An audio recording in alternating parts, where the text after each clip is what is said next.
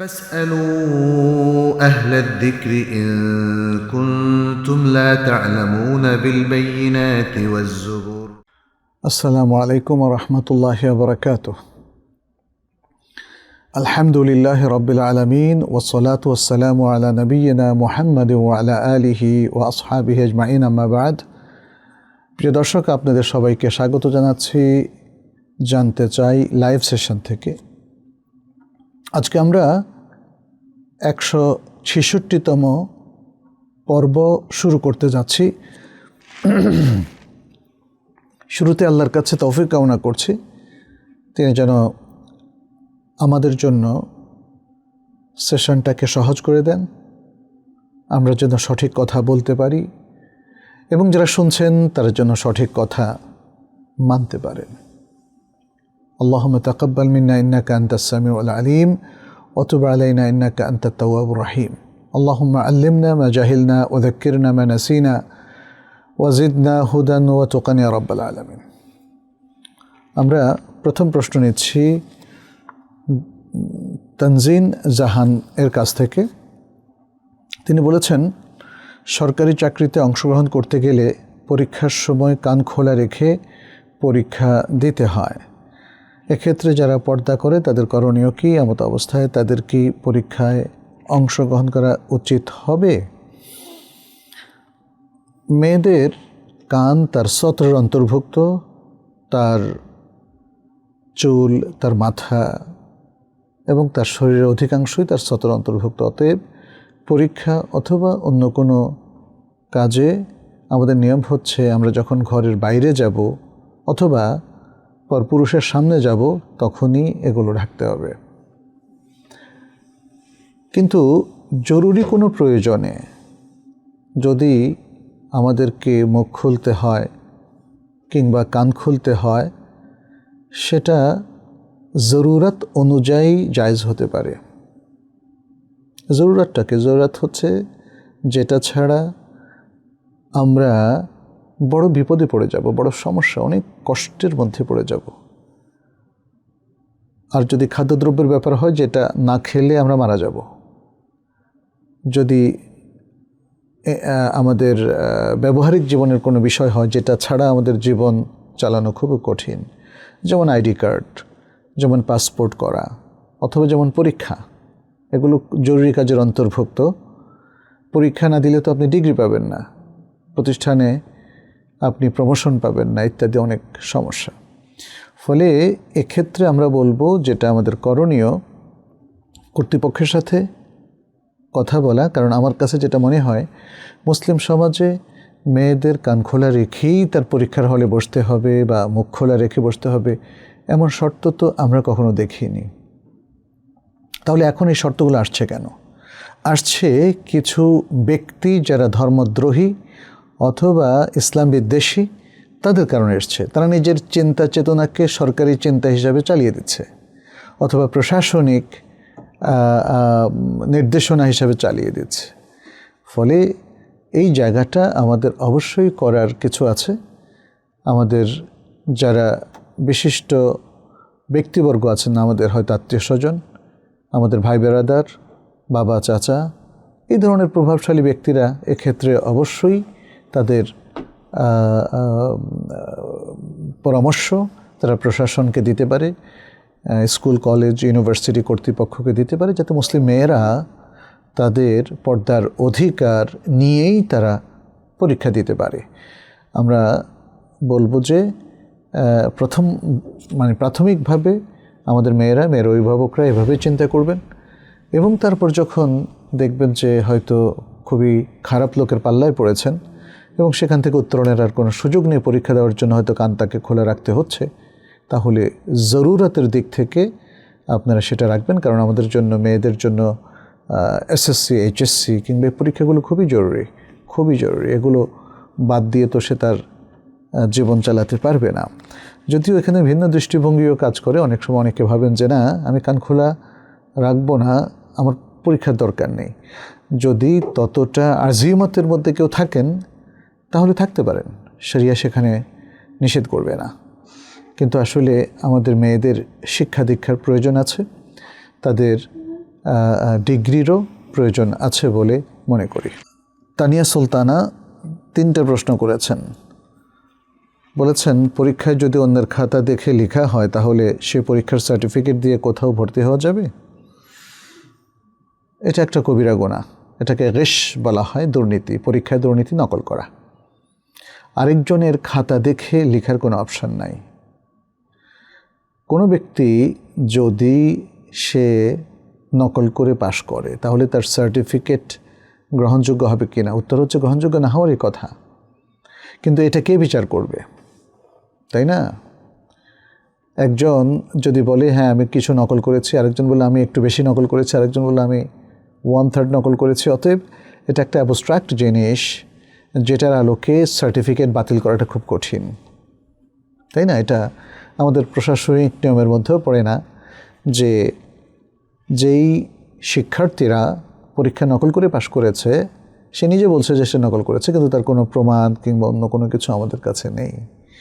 তাহলে শিক্ষা প্রতিষ্ঠানের জন্য এটা বড়ই কঠিন যে তার সার্টিফিকেট বাতিল করে দিবে। আমি মনে করি পরীক্ষায় নকল করাটা বন্ধ করা উচিত। শিক্ষা প্রতিষ্ঠান এবং যারা ইনভিজিলেটর, যারা পরীক্ষা গার্ড দেন, তাদেরকে খুব কঠোর কন্ট্রোল করতে হবে এই জায়গায়। আর সার্টিফিকেট দানকারী কর্তৃপক্ষ, তার কাছে যদি কোনো প্রমাণ বা অভিযোগ আসে তাহলে তিনি সার্টিফিকেট বাতিল করতে পারেন প্রমাণ সাপেক্ষে।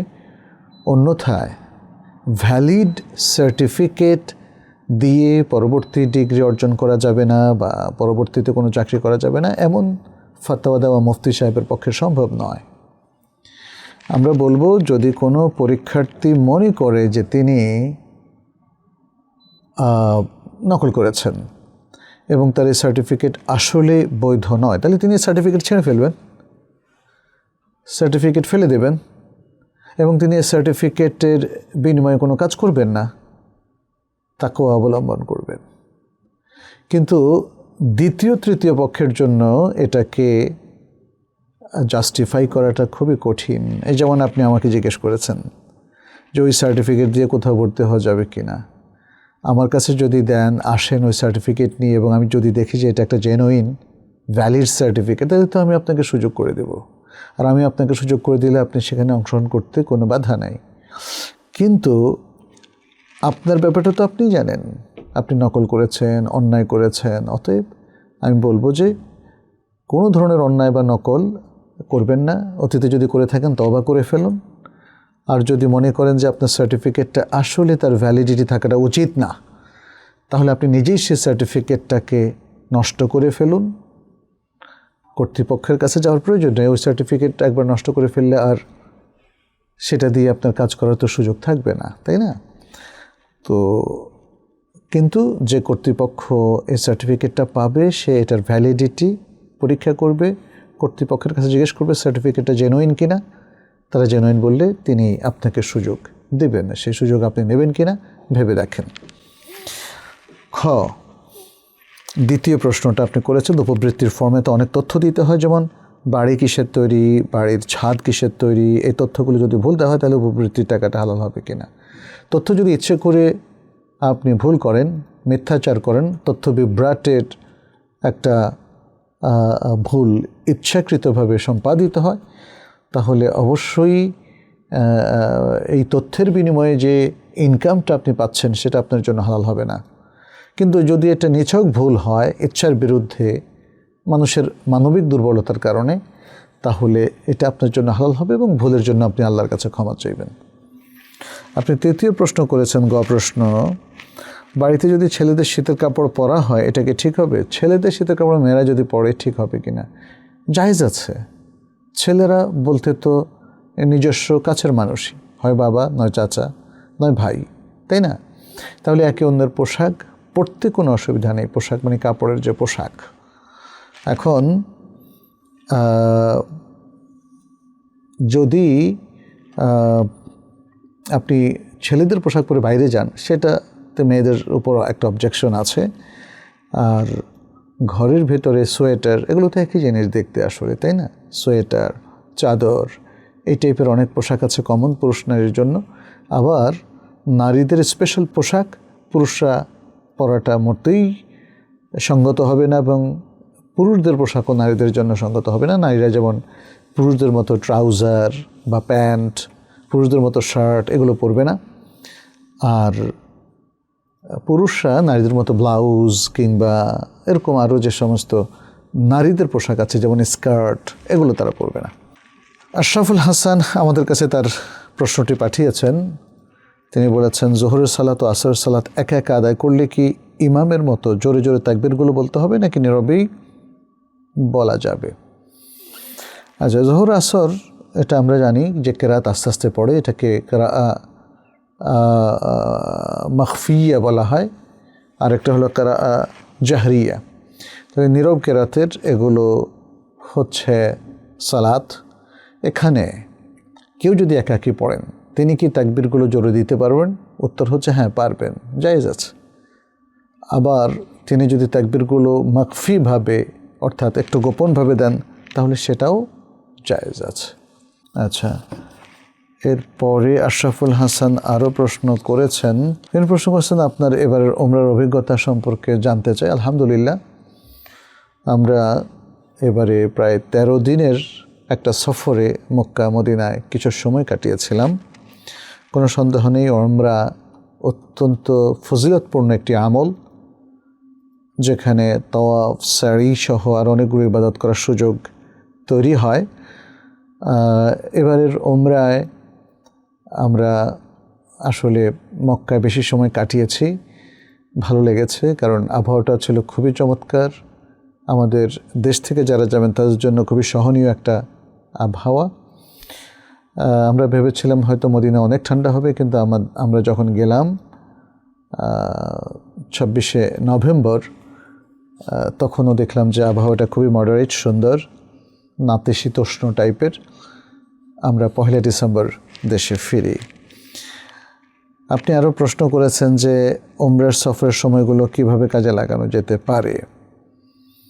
উমরা করার পাশাপাশি আরও অনেকগুলো কাজ সেখানে করা যেতে পারে। নফল ইবাদত, সফর অবস্থায় নফল ইবাদত করা যাবে কিনা এই প্রশ্ন অনেকেই হয়তো তুলেছেন, তুলতেও পারেন। উত্তর হচ্ছে যে আমরা তো সেখানে ইবাদতের জন্যই যাচ্ছি, তাই না? অতএব সফর অবস্থায় সাধারণত জাগতিক সফরগুলোতে নফল কিংবা রাতেব নামাজ না পড়ার একটা রুখসাত আছে, কিন্তু যেখানে মূল ট্রিপটাই হচ্ছে ইবাদতের ট্রিপ, তাহলে সেখানে নফল ইবাদত কিন্তু কাঙ্ক্ষিত এবং শরিয়া সম্মত। সেখানে কথা বলার সুযোগ নেই যে আমি তো সফরে আছি, অতএব আর কোনো নফল পড়ব না, তাহাজ্জুদ পড়ব না, শুধু বসে বসে কাটাবো না, এটা ঠিক নয়। উমরার সফর, হজের সফর, বিশেষ করে আমাদের বাংলাদেশ থেকে যারা যান তারা দীর্ঘ একটা সফরে যান। উমরার সফরে যারা ইউরোপ আমেরিকা থেকে আসে আমরা দেখি যে 3 দিন 4 দিনের ছুটি নিয়ে আসে মাত্র, উমরা করেই তারা খুব দ্রুত আবার চলে যান। বাট আমাদের বাংলাদেশ থেকে যারা যান তারা একটা ভালো টাইম হাতে নিয়ে যান। বিশেষ করে হজের সময় তো মিনিমাম 1 মাস হাতে নিয়ে 1.5 মাস পর্যন্ত অনেকে থাকেন। তাহলে এই দীর্ঘ সময়টা আমরা যে হজ বা উমরার কাজগুলো করছি তার বাইরে আর অনেকগুলো কাজ করার স্কোপ থাকে। কি করব আমরা সেখানে? আমরা সেখানে কোরআন তেলাওয়াত করতে পারি, কোরআন অর্থসহ শিখতে পারি। আমরা সেখানে মক্কা মদিনার আলেমদের কাছে কোরআনটা শোনাতে পারি এবং তাদের দার্সে বসতে পারি। এটা খুব ইম্পর্টেন্ট। যারা একটু আরবি জানেন, যেমন আমরা তো সৌদি আরবে মদিনায় পড়াশোনা করেছি, ফলে ভাষাটা আমাদের কাছে খুবই বোধগম্য। আমরা এই টাইমটায় সুযোগ পেলে বিভিন্ন শায়েখদের দার্স, যেটা মসজিদুল হারাম মক্কায় হয়, মসজিদুল নববী মদিনা হয়, সেগুলোতে বসতে পারি। আমাদের সাধারণ শিক্ষিত ভাই বোনেরা তাদের কোরআনটা দেখবেন যে সেখানে কোরআনের অনেকগুলো হালাকা আছে, সেখানে বসতে পারেন। সেখানে বসে তিনিও 1-2 বার শোনানোর সুযোগ পাবেন, বাকি অন্যদেরটা শুনবেন এবং দেখবেন ওস্তাদ কীভাবে ভুল ধরছে, ঠিক করে দিচ্ছেন। তাইলে কোরআনের হালাকাগুলোতে তারা অংশগ্রহণ করতে পারেন। তারা মক্কা মদিনার শায়েখরা যে চমৎকার দার্সগুলো দিচ্ছেন মসজিদে নববীতে অথবা মসজিদুল হারাম মক্কায়, সেগুলোতে তারা বসতে পারেন। এখানে আমরা দেখেছি যে এবারও একটা চার্ট আছে যে কোন কোন শায়েখ কখন ঠিক মসজিদুল নববীর কোন কোন জায়গায়, মসজিদুল হারামের কোন কোন জায়গায় দার্স দেন, তার চমৎকার একটা সিস্টেমও যেমন আছে, লিস্টও আছে, আবার তার একটা ডিসিপ্লিনও আছে। তো আমরা যদি এগুলোর সাথে একটু অ্যালাইন করতে পারি তাহলে কিছু সময়ের জন্য হলেও এই প্রখ্যাত বিখ্যাত শায়েখদের ছাত্রত্ব আমরা পেতে পারি, তাদের কাছ থেকে এলেম নিতে পারি। মক্কা মদিনার আলেমরাই হচ্ছেন শ্রেষ্ঠ আলেম, তাদের কাছে অথেন্টিক সব নলেজ, যেহেতু তারা ওহী থেকে সরাসরি সেই নলেজটা নেন। অতএব আমাদের উচিত হবে এইভাবে উমরার সফরে এবং হজের সফরে আমরা যেন কিছু এলেম অর্জনের জন্য চেষ্টা করি। আমরা এখানে দেখি যে আমাদের সাথে আরও অনেক স্কলাররা যান, ওলামায়ে দ্বীন তারা যান। তারা কেউ হয়তো টিমের পার্ট হিসাবে যান, কেউ টিমের বাইরে যান, যেভাবে যান না কেন আমরা যারা উমরায় আছি আমাদের বন্ধুবান্ধবদেরকে নিয়ে আমরা কিন্তু চাইলে এই এলেমগুলো পর্যালোচনা করতে পারি, নিজেদের ঈমান, আকীদা, আখলাক এগুলোকে আরেকবার যাচাই বাছাই করে বিশুদ্ধ করার প্রচেষ্টায় শামিল হতে পারি। আমরা মক্কা মদিনায় অনেকগুলো জিয়ারতও সাধারণত করে থাকি, কারণ আমাদের একটা আগ্রহ থাকে যে মক্কার পবিত্র জায়গাগুলো কি কি, যেমন বাইতুল্লাহ আল হারামের পরেই আমরা যেটা দেখি মিনা, মুজদালিফা, আরাফাত, তারপরে আরও যে সমস্ত ঐতিহাসিক ঘটনাগুলো ঘটেছিল বিভিন্ন জায়গায়, মানুষ সেগুলো দেখতে চায়।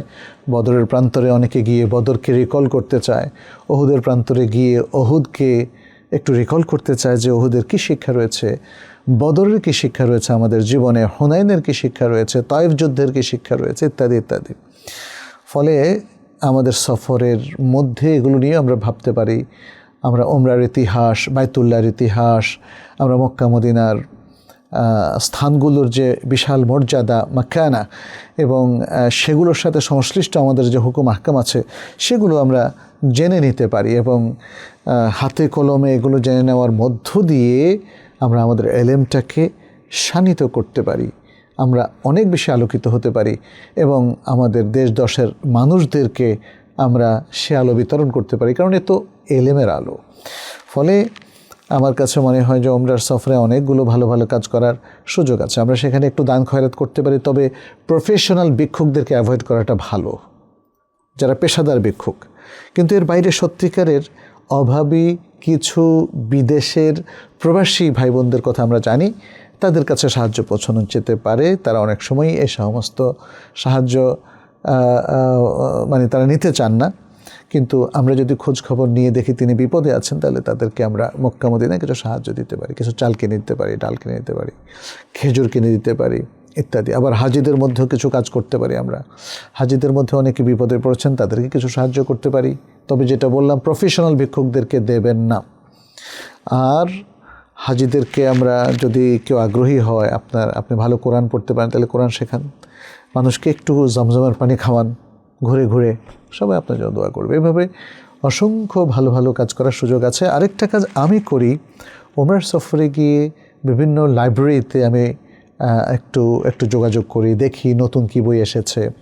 এমনকি প্রতিবার হারামাইনের যে বিশাল বিশাল লাইব্রেরি আছে সেগুলো তো একটু ভিজিট দেই, দেখি যে সেখানে সবাই কীভাবে বসে জ্ঞান অর্জন করছে।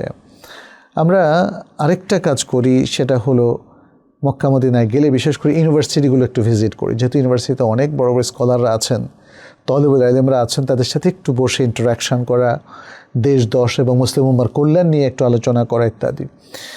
মদিনা তো ঠিক একই অবস্থা। মদিনা বিশ্ববিদ্যালয়ে আপনি যান, অনেক একঝাঁক তরুণ শিক্ষার্থীদেরকে আপনি পাবেন সেখানে, তাদের সাথে একটু ইন্টারাকশন গড়ে তুলতে পারেন, একটা সুন্দর সম্পর্ক গড়ে তুলতে পারেন, যাতে দেশে আসলে পরে আমরা আমাদের দেশটাকে সবাই মিলে সুন্দর করে গড়ে তুলতে পারি। হ্যাঁ, এভাবে উমরা সফরে আমরা অনেকগুলো সময় কাজে লাগাতে পারি।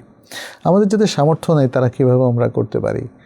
উমরার সামর্থ্য যাদের নাই, অর্থাৎ ফিজিক্যালি গিয়ে উমরা যারা আমরা করতে না পারি, তাহলে আমাদের পক্ষ থেকে একজন বদলি করে দেবেন এমনটা আমরা বলছি না। বদলি উমরা করার জন্য শর্ত হচ্ছে মৃত হতে হবে, অথবা এমন অক্ষম হতে হবে যিনি আর কখনো সক্ষমতা অর্জন করবেন না। কিন্তু তারপরেও আমরা জানি, যেমন অল্প আমলে আপনি অনেক সওয়াব পাচ্ছেন, এই ধরনের আমল যেমন লাইলাতুল কদরের আমল, তারপরে মক্কা মদিনায় এলেম অর্জন, অবশ্য সেটা তো সেখানে যাওয়ার উপর নির্ভর করবে। এইভাবে মানে সরাসরি ওমরার সমান সওয়াব, এইটা আমরা কিছু কিছু হয়তো আমলের মাধ্যমে পেতে পারি, কিন্তু সরাসরি ওমরার বিকল্প আসলে যাওয়া ছাড়া অন্য কিছু হতে পারে না। যেটা হতে পারতো বদলি ওমরা, সেটার কথা আমরা বলেছি, কিছু শর্ত শারায়েত আছে। আল্লাহর কাছে আপনি চাইতে থাকবেন যে আল্লাহ তুমি আমাকে মক্কা মদিনা জিয়ারতের তৌফিক দাও, তাইলে আপনার ওমরা হয়ে যাবে।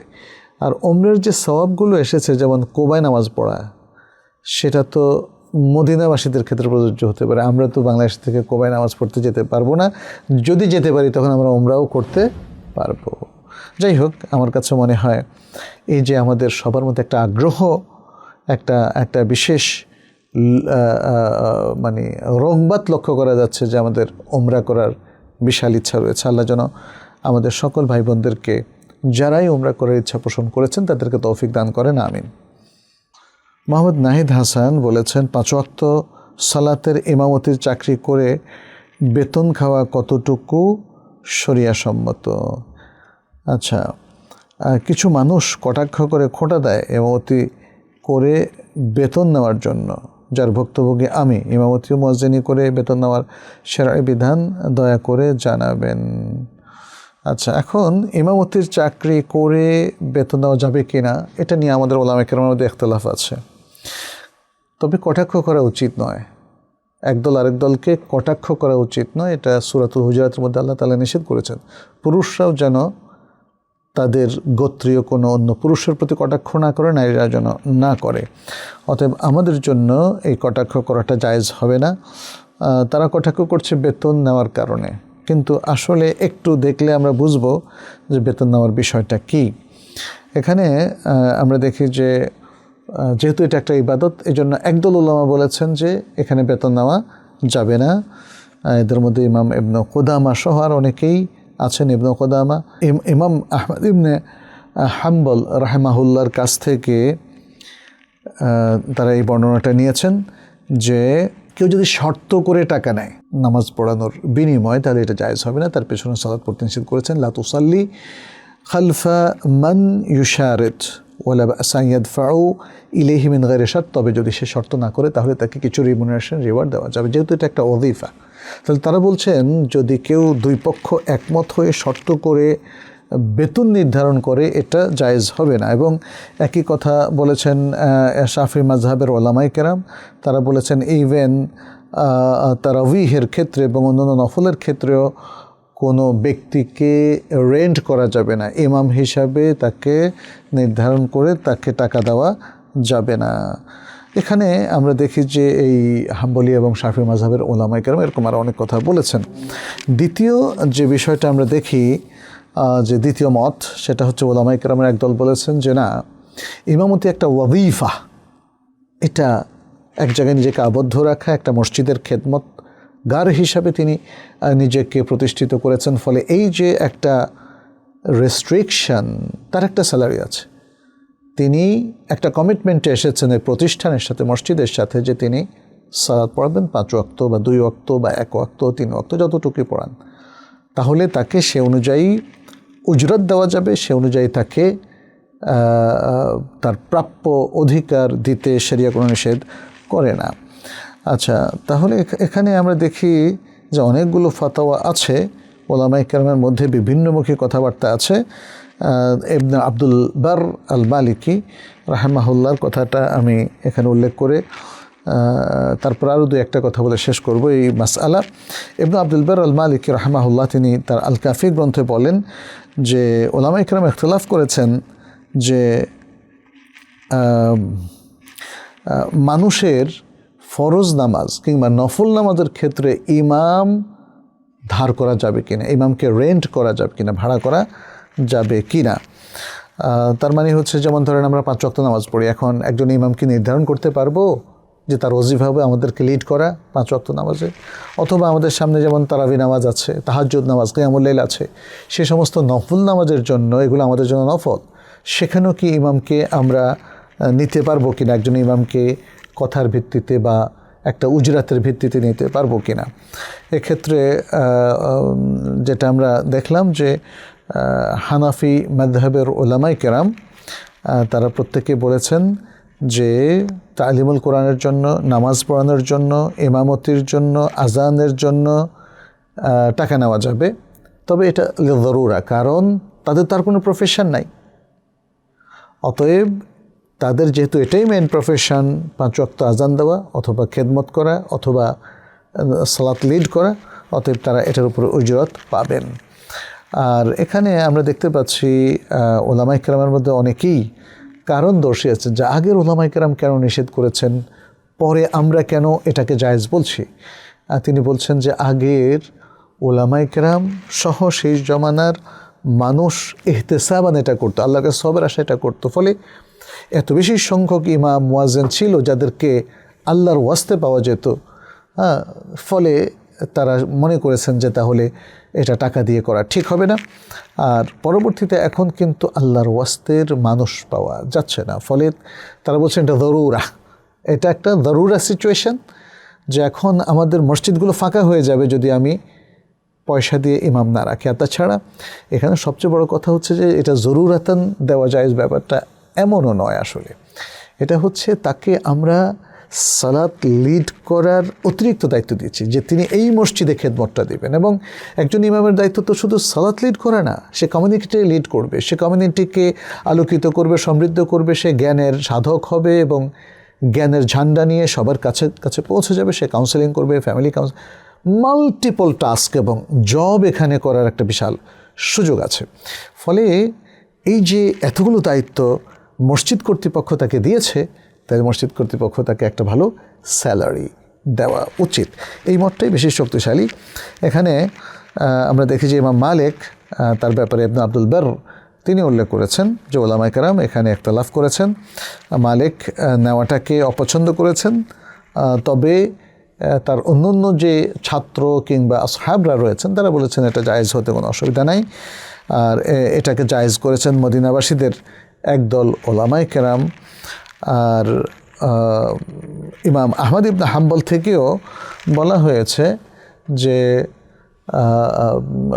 ইমামতি করার উপর ভিত্তি করে একজন ব্যক্তি ইমাম, তিনি ফকির হন অথবা সচ্ছল হন, যাই হন না কেন, তিনি বেতন পেতে পারেন।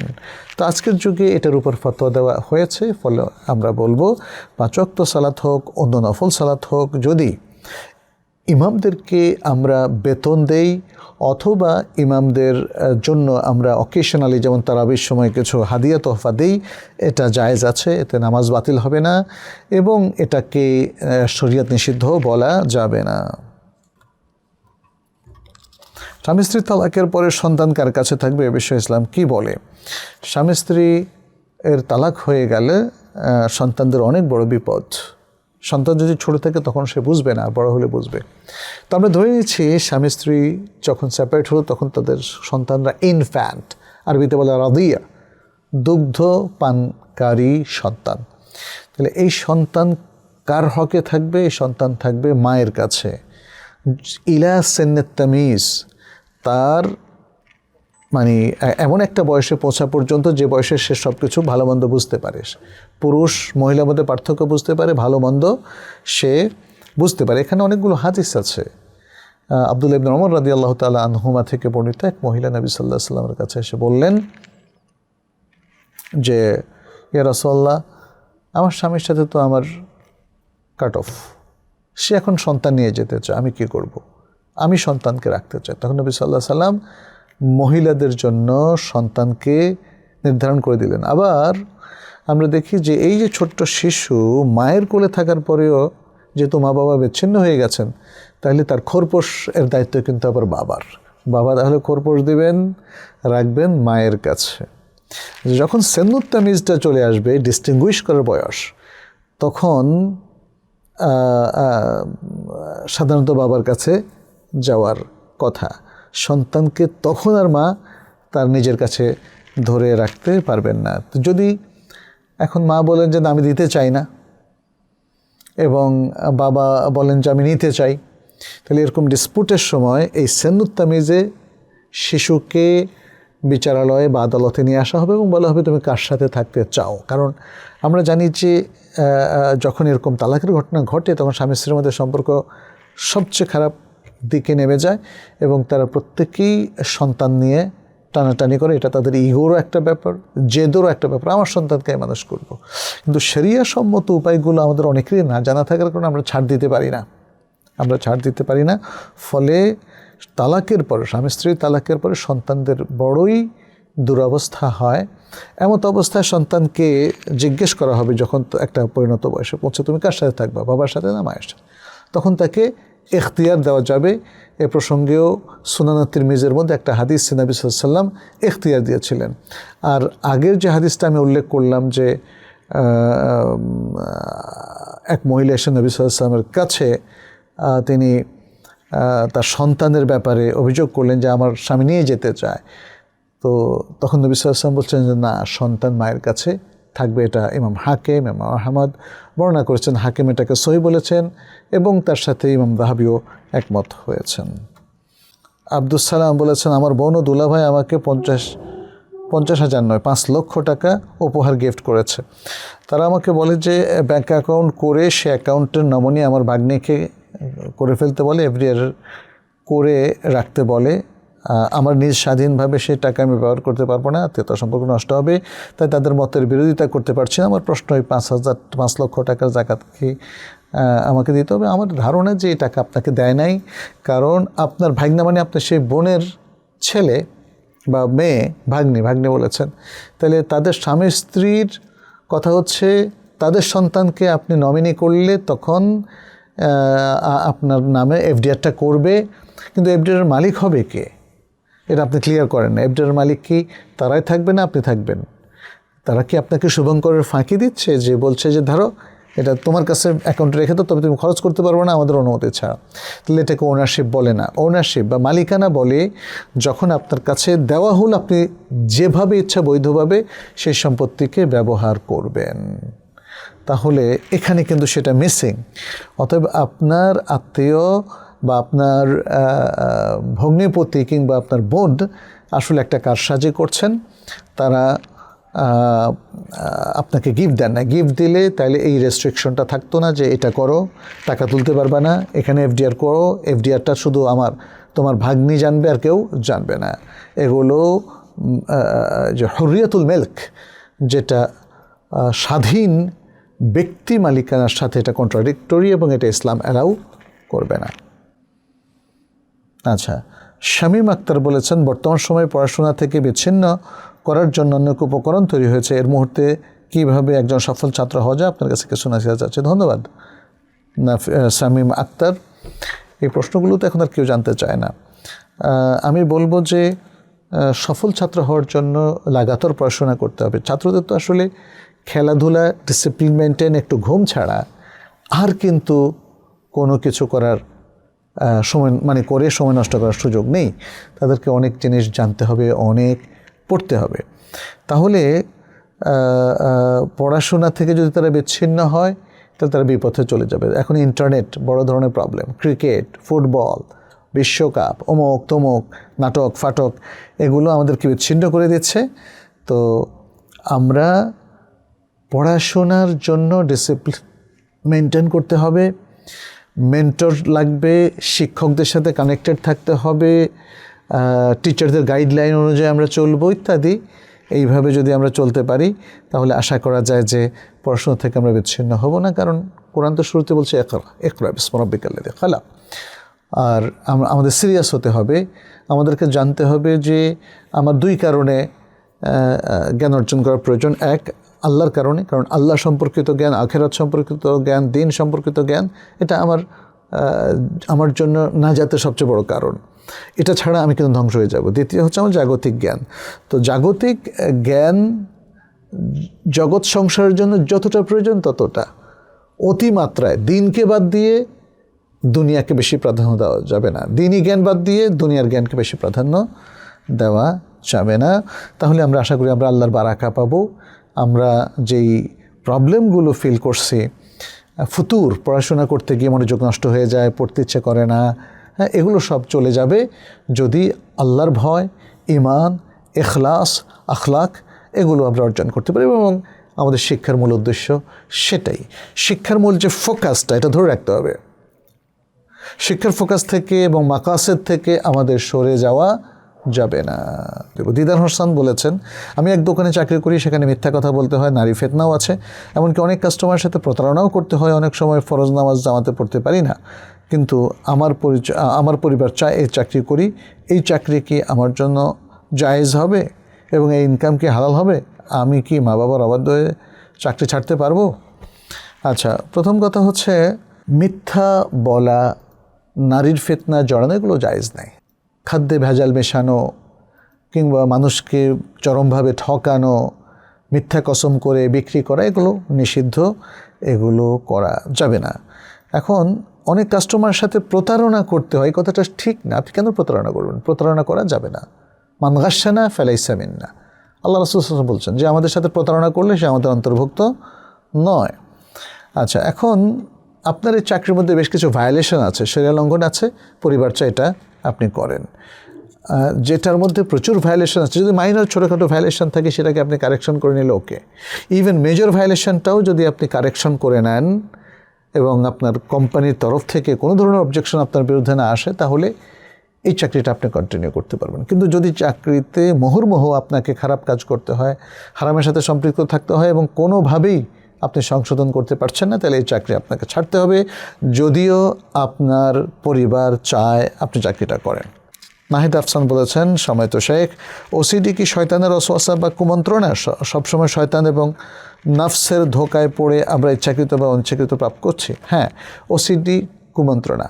এর জন্যই ওই সূরা নাসের মধ্যে আল্লাহ তাআলা শয়তানের কুমন্ত্রণা থেকে আমাদেরকে রক্ষা চাইতে বলেছেন, হেফাজত আমরা যেন আল্লাহর কাছে চাই, এবং তাহলে আল্লাহ তাআলা আমাদেরকে হেফাজত করবেন। আপনি এরপরে বলেছেন, আমি এখন শুনছি ওসিডি কোনো নফস বা শয়তান ধোকা না, প্লিজ বিষয়টি একটু বুঝিয়ে বলবেন। আর এই ক্ষেত্রে মানসিক ডাক্তার দেখানো বাধ্যতামূলক। আমি অনেকের কাছে এই বিষয়ে জানতে চেয়েছি, কেউ বলছে শয়তানের ধোকা, কেউ বলছে শুধু মানসিক রোগ, সেখানে শয়তানের ওয়াসওয়াসা বলতে কিছু নেই। এখানে আসলে দুটো শ্রেণী আছে। এক শ্রেণী হচ্ছে সায়েন্টিস্ট বা তথাকথিত পার্থিবমুখী বৈজ্ঞানিক, তারা সব কিছুকে বৈজ্ঞানিক এক্সপেরিমেন্টের ভিত্তিতে বিশ্বাস করে, অতএব ওয়াসওয়াসা এগুলোকে তারা মেন্টাল হেলথের প্রবলেম হিসাবে দেখছে। এগুলো যে অন্য দিক থেকে শয়তান থেকে, জিন থেকে, আসর থেকে, আরও অনেকগুলো প্রবলেম থেকে আসতে পারে, এটা তারা হয়তো বিশ্বাস করে না। ওসিডি কি আমার কোনো শয়তানের কারণে হয়েছে? আমি কি কোনো ভুল পথে চলার কারণে ওসিডি হয়ে গেছে? এটাও ঠিক না। ওসিডির বিষয়টা মানে আমাদের পাপের ফসল নাও হতে পারে। এটা হতে পারে দুষ্ট জিনের আসর, শয়তানের আসর।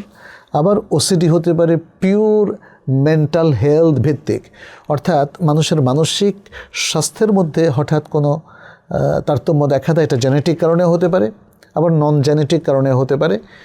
মোদ্দা কথা হলো, একটা নির্দিষ্ট বয়স পার হওয়ার পরে, সেটা কিশোর বয়সে হতে পারে, তরুণ বয়সে হতে পারে, বা আরেকটু বেশি বয়সে হতে পারে, দেখা যায় মানুষের মধ্যে অবসন্নতা কাজ করে, তারপরে তার মধ্যে মানসিক বিভিন্ন রকম সিমটম দেখা দেয়, ফলে তখনই তার মানসিক রোগটা শুরু হয়ে যায়। এবং ওসিডি হচ্ছে মানসিক রোগের প্রাথমিক একটা লক্ষণ। কিন্তু তারপরেও আমরা বলবো, এই যে ওসিডি কুমন্ত্রণা, আমি করলাম কি করলাম না, হইল কি হইল না, এই জিনিসটা কিন্তু শয়তানই আমাদের মধ্যে ক্রিয়েট করে। যেহেতু শয়তানের অস্তিত্ব সত্য, এবং এখানে অনেকগুলো হাদিস আছে, আমি দীর্ঘ আলোচনার যাচ্ছি না, সেই হাদিসগুলোর আলোকে বোঝা যাচ্ছে যে শয়তানের ওয়াসওয়াসা আছে, ওসিডিটা সেখান থেকেও আসে, আবার মেন্টাল হেলথের দুর্বলতা থেকেও আসে, মেন্টাল হেলথের কমপ্লিকেশন থেকেও আসতে পারে। আমরা সেজন্য রুকিয়া করব, আমরা সেজন্য সব ধরনের চিকিৎসা নিব, যে চিকিৎসাটাকে আমরা পাচ্ছি কোনো বিশ্বস্ত মুসলিম ব্যক্তি থেকে, তাহলে সেই চিকিৎসা নিতে আমাদের কোনো সমস্যা নেই। আচ্ছা, আপনাদের বেশ কিছু প্রশ্ন এসেছে, আমি খুব সংক্ষেপে প্রশ্নের উত্তর দেই। এই প্রশ্নগুলো লম্বা টাইম সময় নেওয়া যাবে না। মোহাম্মদ ফয়সাল মাহমুদ বলেছেন, প্রস্রাব করার পর শুধু একটি টয়লেট পেপার ব্যবহার করলে পবিত্রতা অর্জন হবে কি? হতে পারে, যদি আপনার মলমূত্রটা আপনার দেহ থেকে পরিষ্কার হয়ে যায়। পারভেজ টপি বলেছেন, আসসালামু আলাইকুম, বর্তমানে সরকার জিপিএফ এর টাকার উপর সুদের পরিবর্তে মুনাফা ঘোষণা করে সেটা নেওয়া যাবে কি না? দেখতে হবে মুনাফা কোন প্রক্রিয়া। যদি মুনাফা ঘোষণা করে সুদের প্রক্রিয়া নেওয়া হয় তাহলে সুদই হবে। আর মুনাফা আসলে তো এটা তো মুনাফা না, এটা ব্যবসা না। অতএব এটাকে আমাদের বলতে হবে যে তারা বেনিফিট দিচ্ছে। বেনিফিট চাকরি জীবনের সাথে রিলেট করে ওয়েটেজ, বেনিফিটটা ওয়েটেজ ভিত্তিতে দিচ্ছে। 5 বছর চাকরি করলে এই ওয়েটেজ পাবে, 10 বছর করলে তার দ্বিগুণ পাবে, 15 বছর করলে তার 3 গুণ পাবে। এই যে ওয়েটেজের কথা বলছি আমি, টাকার 3 গুণের কথা বলছি না। এই বেনিফিটটা কে দিবে? এটা এমপ্লয়ার তার নিজের পকেট থেকে দিবে, তাইলে এটা সুদ হবে না। কিন্তু যদি এমপ্লয়ার হিসাব করে যে সে প্রথম বছর 10% সুদ পাবে যা জমা হয়েছে, দ্বিতীয় বছর 10.5%, তৃতীয় বছর এভাবে বাড়তে থাকবে, এবং এই যে ইন্টারেস্ট চার্জ করা হলো, এটা কিন্তু সুদ। এটা তো একদম মানে স্পষ্টভাবে তারাও স্বীকার করছে, যে কেউ বলছে। এখন যদি আমি কাজ করছি ইন্টারেস্টের, কিন্তু আমি নাম দিয়েছি প্রফিট, তাহলে এটা কিন্তু সুদমুক্ত হবে না। প্রফিট তখনই হবে যখন এইটা ব্যবসা বাণিজ্যের সাথে রিলেটেড হবে।